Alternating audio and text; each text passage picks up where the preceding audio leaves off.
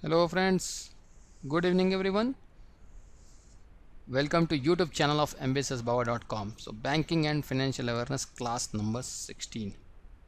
So आज का topic बहुत ही छोटा टॉपिक है, that is the SARFAESI act, SARFAESI act and NPA. ये आज का टॉपिक है और इस 10 मिनट्स मैक्सिमम 10 मिनट की वीडियो में आपका ये NPA और SARFAESI एक्ट का कंसेप्ट क्लियर हो जाएगा आज. ठीक है, तो हम लोग क्लास नंबर 16 पे पहुंच गए और याद रखना क्लास नंबर 20 पे जैसे ही पहुंचेंगे हम लोग की पूरी बैंकिंग एंड फाइनेंशियल अवेयरनेस की कोर्स कंप्लीट हो जाएगी और उसके बाद से फिर हम लोग क्विज क्वेश्चंस करेंगे एक दो क्लासेस में. ठीक है, तो एक एक चीज़ एक सारे वीडियोस को अगर आप लोगों ने नहीं देखे हैं तो सारे वीडियोस को एक एक बार फिर से जाकर रिवीजन करो, प्रैक्टिस करो, क्योंकि अब IPS RRB की नोटिफिकेशन के बाद से सारी एग्ज़ाम्स आने वाले हैं नज़दीक, तो अब आप लोगों के लिए बहुत ही इंपॉर्टेंट है इसको देखना. ठीक है, चलो तो टॉपिक है SARFAESI एक्ट कब आया था 2002 में, ये भी बहुत इंपॉर्टेंट है, इसको याद रख लेना. अभी इस वीडियो के अंत तक हम लोग देख लेंगे, लेकिन कोई भी SARFAESI एक्ट पढ़ने से पहले मैं बताऊंगा नॉन परफॉर्मिंग एसेट्स होता क्या है. नॉन परफॉर्मिंग एसेट्स नाम से क्या लग रहा है कि वो एसेट्स जो कि जिसने परफॉर्म नहीं किया नॉन परफॉर्मिंग एसेट्स. तो इसका एक छोटा सा एग्जांपल यहाँ पर ऐसा समझो कि कोई भी चीज़ अगर बैंक अगर किसी स्टूडेंट को एजुकेशन लोन देती है. ठीक है, और ये जो स्टूडेंट है अपने कोर्स कंप्लीट करने के बाद से इसकी जॉब नहीं लगती.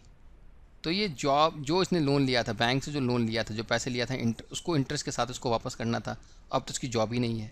तो बैंक को क्या होता है इस केस में, इंटरेस्ट के पैसे तो छोड़ो, जो दिया हुआ पैसा है वो वापस नहीं होता. तो ये एक तरह का NPA हुआ. एक छोटा इंडिविजुअल के एग्जांपल पे आपको बताया गया. अगर इसी तरह बड़ी से बड़ी कंपनी, छोटी कंपनी बैंक से लोन लेती है और बैंक से लोन लेने के बाद से वो कंपनी जो है डिजॉल्व हो जाती है, सबमर्ज हो जाती है, कंपनी डूब जाती है, उस केस में क्या होगा, बैंक को पैसे वापस नहीं मिलेंगे. इसीलिए जब भी बैंक का जो एक बैंक की पूरी कोर कमेटी होती है, रिस्क मैनेजमेंट टीम होती है. ठीक है, और या जो लोन देने का एक अलग सेक्शन ही होता है, क्योंकि वो क्या करती हैं, वो इसी चीज़ को रीड करते हैं कि कौन कौन से जो हैं लोन क्यों दिया जा सके. इसलिए लोन की जो फॉर्मेलिटी है, डॉक्यूमेंट्स को काफ़ी कंप्लीट है कि नहीं, कोई गारंटर है कि नहीं, और चांसेस क्या है रिपेमेंट होने के. रिपेमेंट नहीं होगा तो उस केस में क्या करेगा, ये सब चीज़ें बैंक को सोचना रहता है, उनके लोन डिवीज़न को सोचना होता है. और जब ये चीज़ सोच के जब वो बैंक को जब देती है, किसी को क्या कहते हैं लोन देती है, तो वो हमेशा परफॉर्मिंग एसेट रहती है. लेकिन अभी देखो ना, हाल में सुना था कि कोई एक्स आदमी बैंक से पैसे लेके चला गया. क्यों लेके चला गया? क्योंकि उसने बैंक ने क्या किया, उस एक्स आदमी के ब्रांड वैल्यू पे पैसे दे दिया. पैसे देते गया. उसने अपने रिस्क कमेटी से एक बार भी एडवाइस नहीं किया कि क्या ये पैसे मुझे वापस मिलेंगे, और जिस केस में पैसे वापस नहीं मिलेंगे उस केस में मैं क्या करूँगा. इस तरीके का बैंक ने कोई भी डिस्कशन नहीं किया. तो वो चीज़ क्या हुआ, नॉन परफॉर्मिंग एसेट्स में कन्वर्ट हो गई. ठीक है, तो नॉन परफॉर्मिंग एसेट्स का डिफिनेशन देखो. Non performing asset means a loan और an account of borrower which has been classified by a bank और financial institution as sub standard मतलब जो स्टैंडर्ड नहीं, सब स्टैंडर्ड मतलब जो साइड स्टैंडर्ड है. डाउटफुल और लॉस एसेट्स, ये सारे कैटेगरीज ऑफ द ये है NPA, हम लोग अभी देखेंगे. ठीक है, in accordance with the direction of the guideline relating the asset classification issued by the RBI. मतलब RBI के एसेट क्लासिफिकेशन के द्वारा दी गई परिभाषा पे कौन कौन से सब स्टैंडर्ड्स और डाउटफुल और लॉस में लाई करते हैं, वो सारे जो है नॉन परफॉर्मिंग एसेट्स हैं. ठीक है, तो नॉन परफॉर्मिंग एसेट्स हो गया. अब सवाल आपके दिमाग में कुछ अंदर होगा कि सर कैटेगरी क्या है NPA की, NPA का कैटेगरी क्या है, कैसे हम लोग डिफाइन करेंगे कौन सी NPA में आती है कौन सी नहीं आती है. तो देखो, वो कैटेगरी जो है उसके 4 ब्रॉड डिवीजन है: स्टैंडर्ड एसेट्स, सब standard assets, doubtful assets, loss assets. इन तीनों को अगर तुम मानो तो this are the proper NPA. फ़र्क क्या है, डिफरेंस क्या है, डिफरेंस एक बार देखते हैं. देखो, आपके अगर एक चीज़ आप लोग याद रखो, अगर आप लोग क्रेडिट कार्ड लिए हो या कोई भी एक लोन ली है, अगर आपके पास एक लोन है, तो आप देखते होंगे कि जब आपका कोई भी एक मंथली इंस्टॉलमेंट अगर स्किप हो जाता है, तो सेकंड मंथली इंस्टॉलमेंट में आपको कंटिन्यूस फॉलो अप होने लगता है बैंक के कॉल सेंटर से. आप पैसे जमा कर दो. अगर वो भी स्किप हो जाता है, 60 डेज अगर स्किप हो गया, तो एटलीस्ट आपका कार्ड को ब्लॉक कर दिया जाता है. क्यों ये 60 डेज पे ब्लॉक कर दिया जाता है? क्योंकि बैंक ने RBI के गाइडलाइंस के तहत ये बताया गया है कि अगर 90 डेज एक्सीड कर जाता है,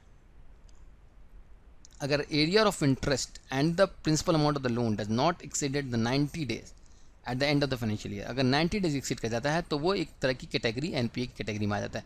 NPA कैटेगरी में आने से इंडिविजुअल्स का, कंपनी का सिविल स्कोर खराब होता है, मार्केट में रेपुटेशन डाउन होता है, नेक्स्ट लोन मिलने में प्रॉब्लम्स होती हैं।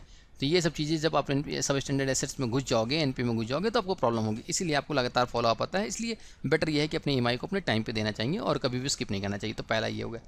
लेकिन अगर 90 डेज से पूरे 1 साल तक अगर कोई भी ईएमआई पे नहीं होता या लोन इंटरेस्ट पे नहीं होता या किसी भी तरीके नहीं होता, तो वो सब स्टैंडर्ड एसेट्स में आ जाता है। वो कैटेगरी सब स्टैंडर्ड एसेट्स की आ जाती है। ठीक है, बहुत ही एक मतलब एक ये डाउटफुल एसेट्स है, डाउटफुल कैटेगरी है। इसके में आने का मतलब है कि अब आपको पेमेंट लग रहा है देने का मन नहीं है, या बैंक को अब ये पैसा वापस नहीं मिलने वाली है। और सोचो जब ये 12 मंथ्स में ही पैसे देने का नहीं है और इस तरीके का इस स्टैंडर्ड में आए अगर आपको 1 साल हो जाए, मतलब 1 साल तो ऑलरेडी है और प्लस इस कैटेगरी में आपको घुसे हुए 1 साल हो जाए, तो वो पूरी डाउटफुल एसेट हो जाती है। और डाउटफुल एसेट का मतलब क्या है कि which remain in the sub standard category for a period of more than 12 months. मतलब यहाँ पे आप ऑलरेडी 2 साल स्किप कर चुके हो, 2 साल तक बैंक को पैसे नहीं मिल रहे हैं, तो उस केस में डाउटफुल एसेट हो जाता है। लेकिन देखो मैं आपको यहाँ पे एक छोटा सा ट्रिक बताता हूँ, छोटी सी बात बताता हूँ जो कि बहुत ज़रूरी है, एग्जाम पर्सपेक्टिव से नहीं, नॉलेज पर्सपेक्टिव से। कई बार ऐसा होता है कि लोन के डॉक्यूमेंट्स जो है पूरे नहीं होते, लोन के डॉक्यूमेंट्स पूरे नहीं होते, ये लोन को देख के ही लग जाता है कि लोन रिपे नहीं होगा, तो वो इमीडिएटली डाउटफुल एसेट्स में आ जाता है। तो डाउटफुल एसेट्स में आने का मतलब ये नहीं है कि आपको 2 ईयर्स तक वेट करते ही रहना है। ठीक है, डाउटफुल एसेट्स जल्दी भी आ सकता है अगर लोन के डॉक्यूमेंट्स या लोन लेने वाला बोरोवर जो है वो किसी तरीके का कुछ कुछ मिसचीवियस एक्टिविटीज़ में है, उस तरीके के केस में हो जाता है। तो देखो इसके डाउटफुल एसेट्स के 3 कैटेगरी हैं, D1, D2, D3। ठीक है, D1 का क्या मतलब है कि 100% का जो सिक्योर्ड अटेंडेंस है, सिक्योर्ड जो लोन है, उसमें जो 20% के जो सब सिक्योर्ड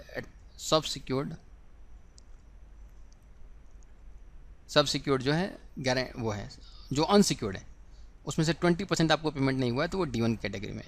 लेकिन उसका अगर 30% का आसपास अगर सब अनसिक्योर्ड लाइसेंस में है, then it is known the D2।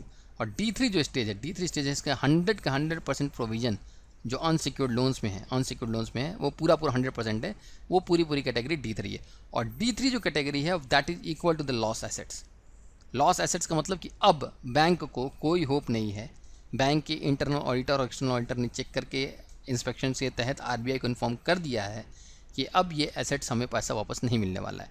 जैसे कि किस किस कैटेगरी में हुआ था अपने यहाँ, कोई कंपनी डूब जाती है, कोई भी बड़ी कंपनी, जैसे कि मान लो कि मैं एक नाम लेता हूँ, कोई भी ABC एयरलाइंस ने इतने पैसे लिए बैंक से और उसके बाद से 3 साल तक उसकी जो भी अनसिक्योर्ड अमाउंट थे उसके 100% कुछ भी पेमेंट नहीं आ रहा, पूरी 100% अनसिक्योर्ड लोन में चली गई, अनसिक्योर्ड कैटेगरी में चली गई। अनसिक्योर्ड कैटेगरी में जाने का मतलब है कि वो पेमेंट नहीं आ रहा, 2 साल तक कोई पेमेंट नहीं आया। अब जो है बैंक ने, जब बैंक की जो इंटरनल ऑडिटिंग हुई, बैंक की जो बैलेंस बुक जो चेक हुआ कि आपने कितना लोन दिया था, आपने पूरे साल में 10 करोड़ लोन दिया, आपको कितना रिपेमेंट हुआ, इंटरेस्ट की बात नहीं कर रहा, सिर्फ प्रिंसिपल की, आपको 8 करोड़ ही हुआ, तो 2 करोड़ कहाँ गया, 2 करोड़ कहाँ गया, ये इस तरह की कंपनी में गया 2 करोड़। जब इस तरह की कंपनी में 2 करोड़ गया तो बैंक के पास कंप्लीटली डिफाइंड लॉस एसेट्स हो गया। ठीक है, तो ये सब चीज़ें बहुत अच्छी इंपॉर्टेंट है, बहुत ध्यान से समझ लेना। अब ये बताओ बैंक क्या बस ये देखते रहेगी कि कौन से एनपीए हुआ, कैसे एनपीए हुआ, कैसे एनपीए ने क्या एनपीए करके हो गया, कंपनी जो है एबीसी कंपनी ने पैसा लिया और भाग गई और बैंक को बोल दिया, बैंक का ये आइटम जो है नॉन परफॉर्मिंग एसेट्स हो गया, बस हो गया ख़त्म। तो ऐसे तो हर कोई आदमी दिमाग में बैठा लेगा कि चलो ठीक है यार पैसे लेते हैं, कुछ साल बाद हमको बैंक एनपीए घोषित हो जाएगी, हमसे बोल दिया जाएगा रिपेमेंट नहीं हो सकता, तो हम लोग बच गए। ऐसा नहीं होता। इसी केस के लिए एक सारा फैसी एक्ट बना है और इसका पूरा मतलब एकदम अच्छे से देखते हैं, securitisation and the reconstruction of the financial assets, ये इसका पहला पार्ट है। SARFA सरफा पहला पार्ट है और दूसरा पार्ट है ESI enforcement of securities interest. याद रखना हमेशा, कभी भी इस चीज़ को नहीं भूलना, ये 2 पार्ट में है, सरफा और एसी। 2002 में ये आया जिसने बैंक को ये परमिशन दिया कि बैंक जो है अब ओनर बनेगा। किस चीज़ का ओनर बनेगा? जिस चीज़ को उन्होंने गारंटी दी है, जिस चीज़ों की उनकी गारंटी दिया है लोन देने से पहले। सो ठीक है, तो एक बार पहले डेफिनेशन पढ़ते हैं फिर इसको समझते हैं। The securitisation and the reconstruction of the financial assets and the enforcement of the securities interest allows banks and the other financial institution to seize and sell residential or the commercial properties of the defaulters to recover the loans. In simple word, bank utilize this act to recover loans from the non-performing assets. ठीक है, इसका क्या मतलब है? और ये किस पे लागू नहीं होता, ये चीज़ देखिए। चलो पहले क्या होता है, पहले ये तो समझ लेते हैं। बैंक से ABC कंपनी बैंक से लोन लेने के लिए अपने घर का कागज़ देती है एक्स बैंक से, और बाद में ये परफॉर्म नहीं कर पाती, बाद में ये नॉन परफॉर्मिंग एसेट्स डिक्लेयर हो जाती है, मतलब कि ये लोन पेमेंट नहीं करेगी। तो बैंक के पास ये जो घर है उसका, सबसे पहले बैंक इस घर को क्लेम करेगा कि अब वो बैंक जो है इसका ओनर रहेगा। इस चीज़ को जो क्लेम करने की जो प्रतिक्रिया है उसको बोलते हैं enforcement of the securities, enforcement of the second part, security interest. ठीक है, इसमें क्या होता है, इसको करने से पहले बैंक क्या करती है, कोर्ट में फाइल करती है, और कोर्ट में फाइल करने की वजह से कोर्ट से, सुप्रीम कोर्ट या हाई कोर्ट से उसको ऑर्डर आ जाता है कि हाँ अब आप इस घर के ओनर हो गए। तो पहला चीज़ क्या होता है, to be owner, to be owner. ठीक है, लेकिन ये किस किस केस में लागू नहीं होगा, उस केस में लागू नहीं होगा जब जितना भी अगर लोन दिया गया है 100% का लोन है, उसमें से 80% अगर किसी ने लोन पे कर दिया और 20% से लोन बचा रह गया है, तो उस केस में ये सरफेसी एक्ट एलिजिबल नहीं है। सेकंड, अगर ये 1 लाख से कम का लोन है तो उस केस में भी सरफेसी एक्ट एलिजिबल नहीं है। तो ये दो बहुत इंपॉर्टेंट टॉपिक है, तो यहाँ पे पॉइंट लिख के याद कर लेना। 1 लाख से नीचे पे सरफेसी एक्ट एलिजिबल नहीं है, और अगर किसी भी डेप्ट का 20% बचा हुआ है तो उस केस में ये एलिजिबल नहीं है। ठीक है, ओके, ये बहुत इंपॉर्टेंट हो गया। ठीक है, तो सबसे पहले आप बैंक क्या करता है, ओनर बनता है। ठीक है, आगे प्रोसेस दिया हुआ है, पार्ट पार्ट में देखेंगे। Enforcement of the security interest, तो सबसे पहले यहाँ पे इसको बोलते हैं टू बी ओनर, ओनर बन गया। अब ओनर बनने के बाद से, फाइनेंशियल एसेट्स के ओनर बनने के बाद से आरबीआई या जो भी मतलब जो गाइडलाइन, आरबीआई की गाइडलाइन के तहत बैंक उसको डिसाइड करती है कि अब इसको क्या कर सकते हैं। या तो उस जैसे कंपनी है, अगर कंपनी है तो कंपनी का ओनर बन गया और कंपनी के प्रॉफिट्स को लेने लगे, और प्रॉफिट्स को ले लेके अपने लोन का रिपेमेंट करा लिया बैंक ने, एक ये हो गया। या बैंक को ये लगता है तो reconstruction of the financial assets हो गया। ठीक है, रिकंस्ट्रक्शन किस टाइम से हुआ, restructure, settlement of the sale, कुछ भी करके कर दिया। या फाइनली उसने क्या किया कि अपने जो फाइनेंशियल एसेट्स हैं उसको एक्वायर किया, उसे बेच दिया, या उसकी कोई बॉन्ड है, उसे कोई एग्रीमेंट है, कंप्लीट सेल कर दिया। कोई होम अगर है, कोई कंपनी का है, कंपनी किसी की जगह बनी होगी, कंपनी का कुछ लैंड होगा, कंपनी के कुछ इंस्ट्रक्शन होगी, कंपनी के कुछ एसेट्स होंगे, कंपनी में कुछ कंप्यूटर होगा, कंपनी का कुछ व्हीकल होगा, इस सब चीज़ को बेच के कंपनी अपनी लोन की रिपेमेंट करा लेगी। ठीक है, तो इसलिए जो सरफेसी एक्ट का मेन टास्क क्या है, एक बार फिर से यहाँ पर आपको डिफाइन करता हूँ। सरफेसी एक्ट का मेन टास्क है कि बैंक जो है अब लोन लेने समय दी गई जितनी भी गारंटी है, लोन के समय दी गई जितनी भी गारंटी है उसका ओनर हो जाता है सरफेसी एक्ट के तहत। और सरफेसी एक्ट में 2013 में जो अमेंडमेंट आया उसमें ये बोला गया कि अब लोकल कोऑपरेटिव बैंक्स जो होंगे वो भी सरफेसी एक्ट में लाई कर सकते हैं, मतलब कोऑपरेटिव बैंक्स भी अब ओनर बन जाएंगे। And the act was amended again by the enforcement of the security interest and the recovery of the डेप्ट laws and the miscellaneous provision amendment bill 2016। एक बार और अमेंडमेंट हुआ 2016 के तहत, और उसमें ये बोला गया जो 5 जज के जो बेंच थे एपेक्स कोर्ट के, 5 जज का नाम लिखा हुआ है, हालांकि बिल्कुल इंपॉर्टेंट नहीं है आप लोग के एग्जाम पॉइंट ऑफ व्यू से, अनुराधा बोस, विनीत सरन, अरुण मिश्रा, इंदिरा बनर्जी, अमर शाह, इन कोर्ट ने बोला कि कोऑपरेटिव बैंक इन तरह के किसी भी बैंकिंग एक्टिविटीज़ में लाई करती है under section 5C and 56A of the banking regulation act. इसके तहत कोऑपरेटिव बैंक भी अब ओनर बन सकती है अगर वो किसी चीज़ की गारंटी ली है तो।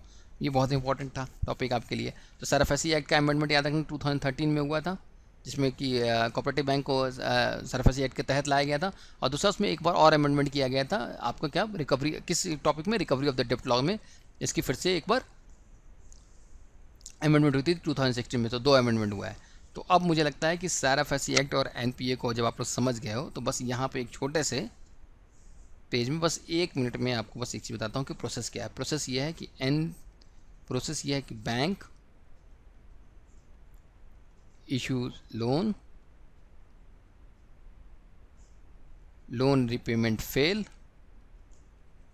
ये इसलिए ज़रूरी है आपको समझना कि आपको पूरा एक सीक्वेंस पता होना चाहिए। Loan repayment fail, SARFAESI act apply, SARFAESI act apply. ये 4 स्टेप में आपका NPA से लेकर सरफेसी एक्ट की ये इस पोजीशन पे NPA डिक्लेयर हो जाता है। तो ये 4 स्टेप से आपकी पूरी सरफेसी एक्ट की कंसेप्ट जो है क्लियर हो जाएगा। ठीक है, तो टिल देन आप प्रिपरेशन करते रहिए, और नेक्स्ट क्लास नंबर जो 17 होगा उसमें हम लोग का टॉपिक क्या है, उसमें हम लोग का स्कीमिंग प्रोपोर्शनल रिजर्व सिस्टम से और मिनिमम रिजर्व सिस्टम से, ये भी बहुत अच्छा इंपॉर्टेंट टॉपिक है। तो मैंने आपको बताया था लास्ट क्लास में ही कि अब की जो 4-5 वीडियो हैं इससे आपकी हर बार 2-3 क्वेश्चंस बनेंगे फ्री के। टिल देन आप तैयारी करते रहिए। Thank you, thanks a lot.